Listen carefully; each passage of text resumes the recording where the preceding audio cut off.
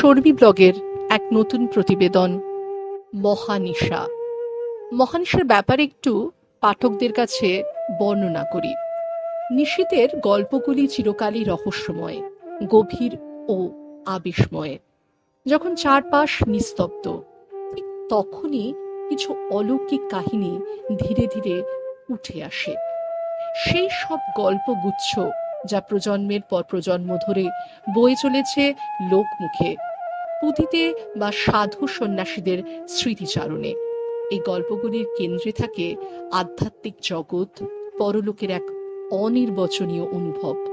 কখনো তা কোনো নির্জন পাহাড়ের আশ্রমে বাস করা তপস্বীর অলৌকিক ক্ষমতার গল্প, কখনো বা কোনো নিরাকার রূপে আবির্ভূত হওয়া মাসিহার নিঃশব্দ প্রার্থনার ফল।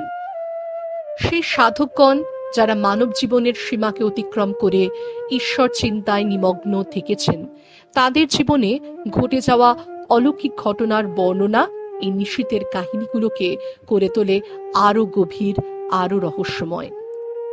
একজন মহাপুরুষ হঠাৎ করেই কোনো দুরারোগ্য ব্যাধিতে আক্রান্ত শিশুকে স্পর্শ মাত্র আরোগ্য করে তুললেন।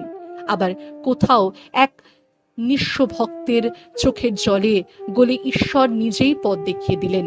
এইসব অলৌকিকতা শুধুই বিশ্বাস নয়, তারা অনেক সময় দর্শন হয়ে ওঠে।